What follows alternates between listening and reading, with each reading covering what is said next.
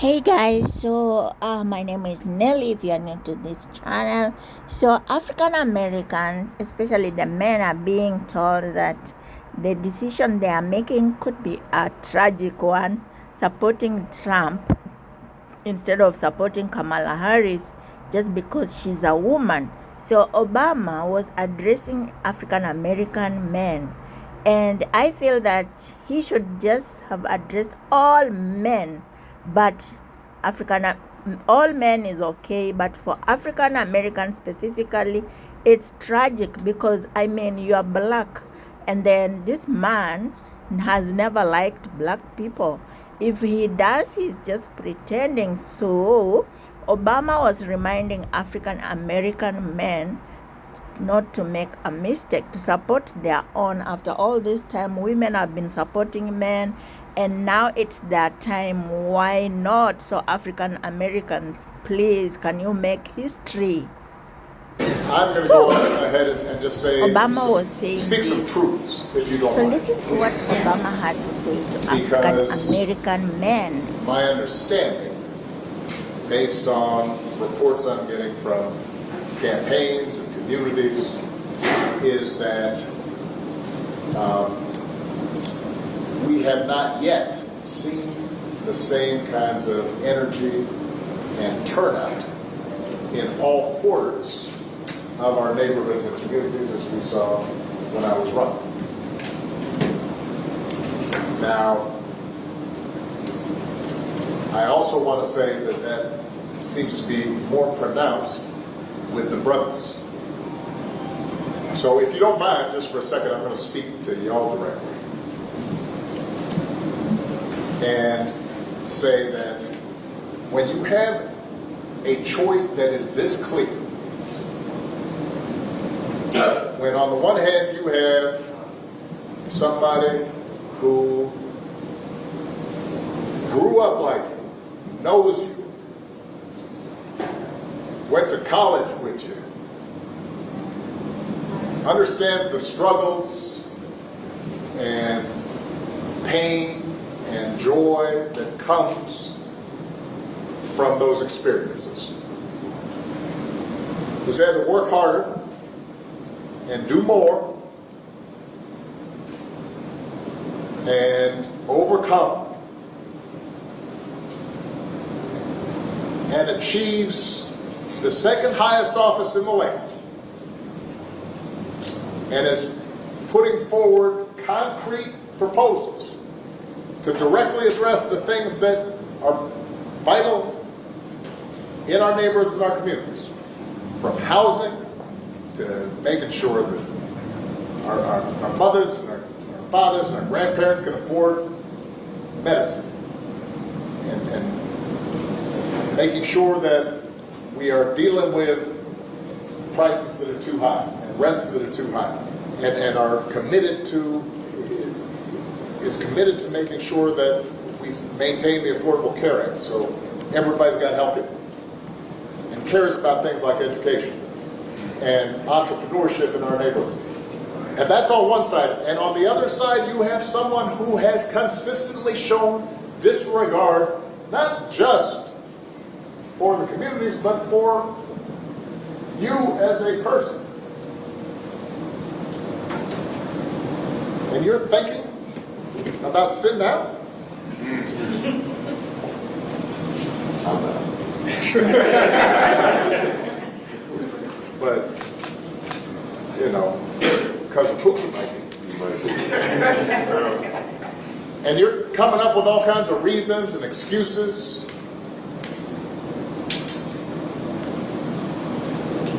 I've got a problem with that. Because part of it makes me think, and I'm speaking to men directly now, part of it makes me think that, well, you just aren't feeling the idea of having a woman as president. And you're coming up with other alternatives and other reasons for that. And I think anybody you are talking to in a barbershop, anybody you are talking to in your house, in your family, at church, who is coming with that kind of attitude, I think you have to ask them, well, how can that be? Because the women in our lives have been getting our backs this entire time.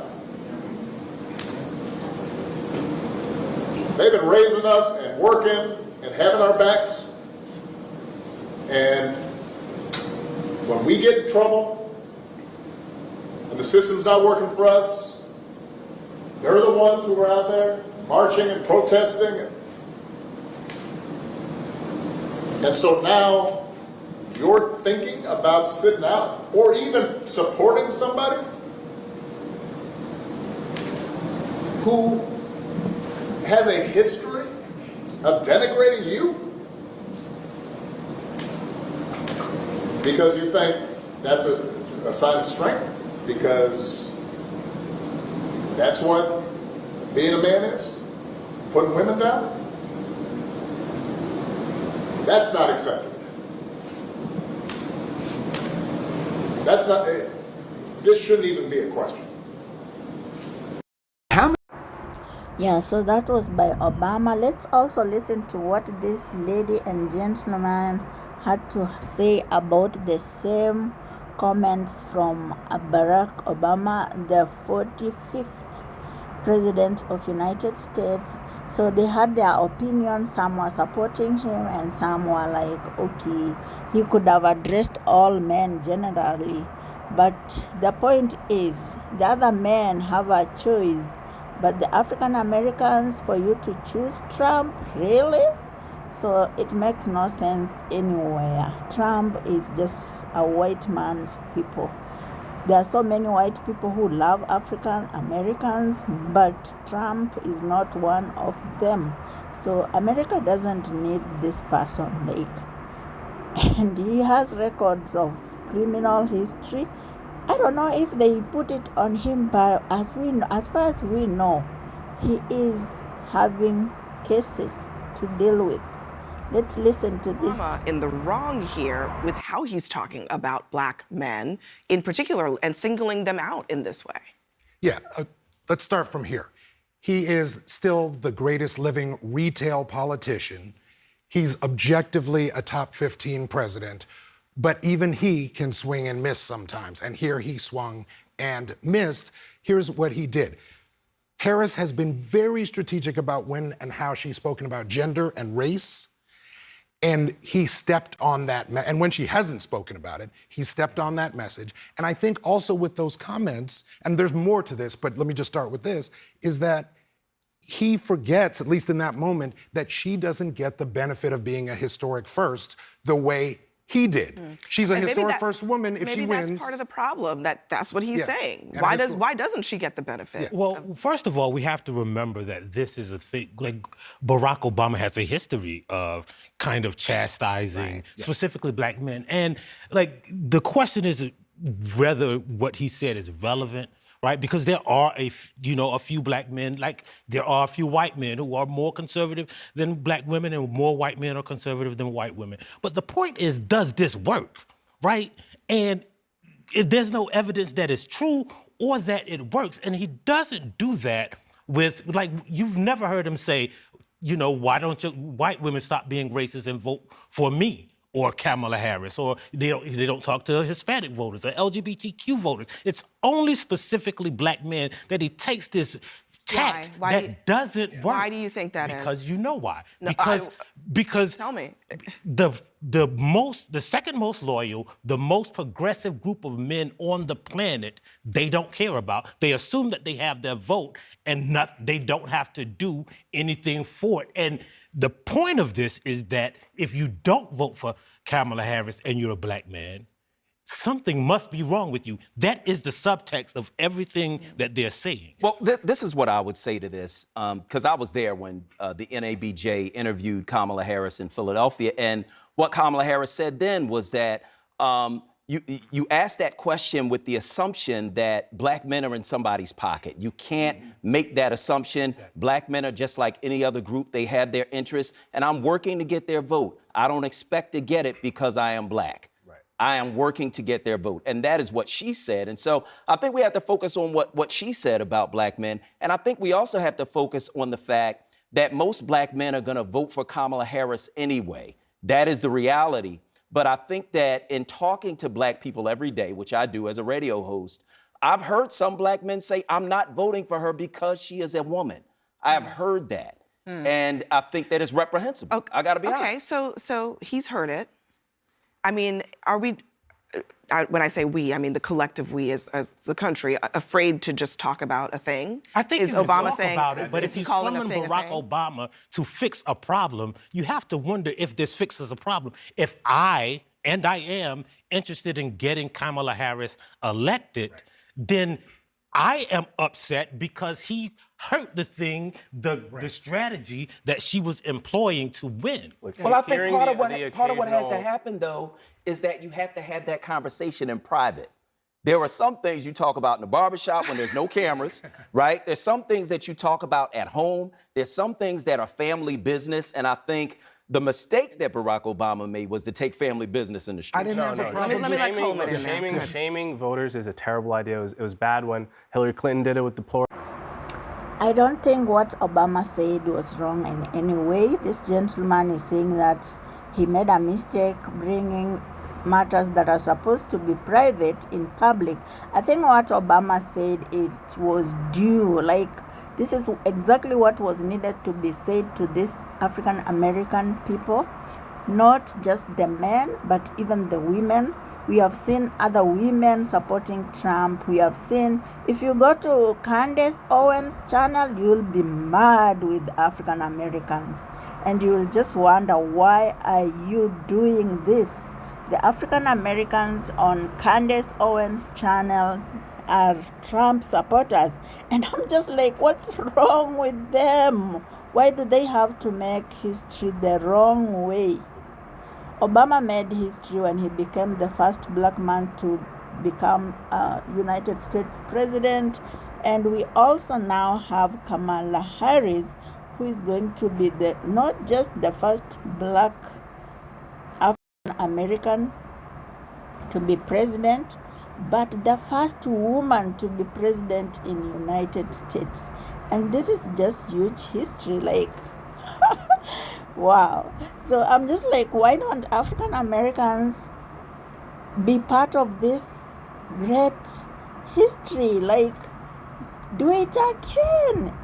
Do it again. Yes, we can. We can do it again. Do it, African Americans. But we can't deny there are African Americans who are beneficiaries of Trump regime. Like someone like Candace Owens, you will kill her to vote for Kamala Harris, because even before Kamala came forward, she is just against black. Like, always she has to say something that goes the other side. That is how she does her thing. She has always to say something against where the rest of African Americans are defending or voting or doing. If people are going on the streets against George Floyd's murder, she is against it, because it's obvious. It's obvious. She's a white girl, internally, physically black, but internally white. And there are so many of them out there, black people who are white inside. This doesn't mean that the white people who love black are not good people. It just means that when a black person loves white, they will never be on the black side. Funny enough, the white people who love black people, and they can be either side.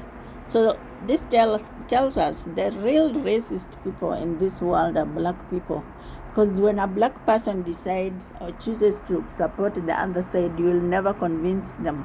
Like, a black woman who is white inside will never support another black woman.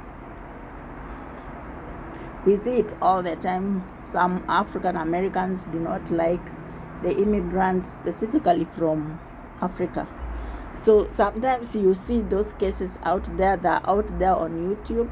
We see them. It was bad when Mitt Romney did it on the eve of the election.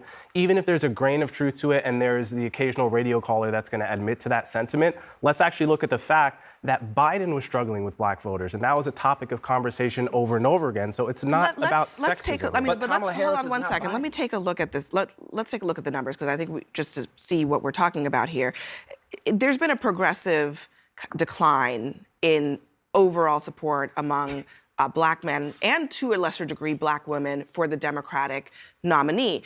Biden was doing better among black men than Harris appears to be right now, based on some of the better polling that looks at these demographics. So I guess the other part of this is, you're talking about keep the business private. You're saying he's messing up the strategy, but the numbers are the numbers. And he's trying to fix a numerical problem that she has, a math problem that she has. Right. I agree with most of what you were saying, Solomon. I don't think the problem is that he spoke it out loud. I think the problem is that he singled out black men. In other words, there is a sexism component to this race. There was a sexism component to the Hillary Clinton-Donald Trump race. Right, if Trump wins, he will have only ever beaten women. I can't give you a number, but sexism is in the mix here. But it's not black men specifically. I think it's men, not black men. And that, I think, is part of where Obama went wrong. And I think we also have to look at numbers and actual statistics, right? Because all of those reliable polling has a small demographic of black men. You're talking about most of them poll at most 40, 50 black men, right? Well, I don't think in this particular case, just to be clear about what we were looking at there, the exit polls were from the actual elections that we had, and then the Pew polling, Pew looks more closely at specific demographics, right, and they do that in a way that we, as a news organization, deem to be a reliable way of looking at this. Not every poll is reliable, but we think this one is. And when you remember now, we had the same conversation 2 years ago about Stacey Abrams. Why won't black men support Stacey Abrams? And after the election was over, we saw the numbers, and black men in Georgia, where I live, supported Stacey Abrams at higher rates than they supported Biden. So we have this narrative, and then you have the truth, and you have this conjecture and but this the candidates anecdotal are evidence. speaking with their actions. Kamala Harris next week is sitting down with Charlemagne the God to talk to black men. They're being explicit about it. And she should. But, right. So let me play for you what happened on Charlemagne's show yesterday when they were talking about a call that they'd received from a black man in Florida. This was kind of in the context of the storms, but they played the call. Listen. A lot of people don't know this, but if you have the Instagram. What they is, Democrat, Republican, they all treason, man. They all about money, bro. None of these people care about American people, bro. This shit hurt, bro. This shit hurt, bro. People wake up every day just want to live their life, bro. And you got these greedy snakes, man. You got these greedy snakes. Call themselves government service people, bro. And they don't give a damn. Yeah. And the thing about that call was that, they said it's kind of representative of what they hear often on that show, which is why she's going there. Well, I think that you have people who are angry. I think that you have people who are planted. I think that you have people who are sent to troll. I think that you have people who are sent with a specific message to deliver to black people. And you see it online. I hear it on the radio. I see it on social media. I see it on our Facebook feed as we're doing our show. And so I think some of that is real, and I think some of it is manufactured. I think some of it is performative. But I do think that there are black men at two ends of the spectrum. There's the old black man that's going to say, well, I'm not going to vote for a woman because the Bible says men should be in charge, right? There's that guy. But then there's the young black man who only gets his news from social media and nowhere else. And so he's not watching us. He's not listening. He's not reading me or Michael. He's not reading David. He's not doing any of that. His news comes from social media. And so he has a specific point of view and is likely to believe conspiracy theories. The question is, do people who vote, are they on social media or are they on Social Security? I think they're on Social Security. Well, I think that the problem is that no one's disputing that this government and this country doesn't treat that they treat black men okay, or that we don't have a gripe with either party, right? Because if you talk to black people privately, they will have a gripe with the Democratic Party.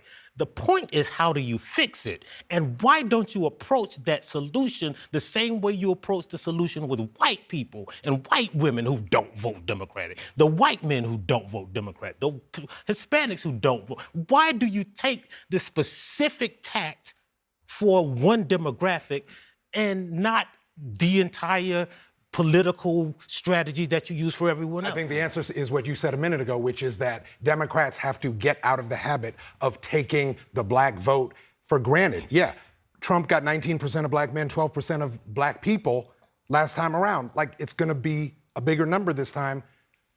Adapt to that. Don't just assume. I think we're talking a lot about race, but in many ways, gender is the key variable here, because even if you look at white people, the Republican Party has been getting a higher and higher share of the male vote. The parties have become more gendered overall, and it's true of Hispanics. Yeah. So what we're seeing among black people is similar to the trends we're seeing among other races. So that's the key question: is why are the parties getting more gendered? Well, I think the AP did a poll last month in the middle of the month, and what they found was that the overwhelming majority of black voters, whether they are male or female, favor Kamala Harris over Donald Trump. They had a positive view of her, they had a negative view of him, and there wasn't much difference between men and women. So I think that when we're talking about this, we're talking about people who are loud and wrong.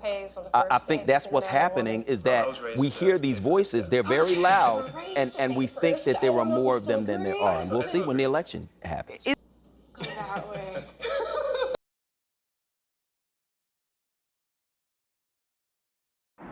So here is what I'm going to say. Just like the way Trump said, if he loses, he's going to blame the Jews. Here, if Kamala Harris loses, African Americans, men, both men and women are going to be blamed. And also, generally, just men will be blamed for not supporting a woman. So anyway, thanks for watching. See you in my next video, and please do like this video and subscribe. See you in my next video. Bye bye.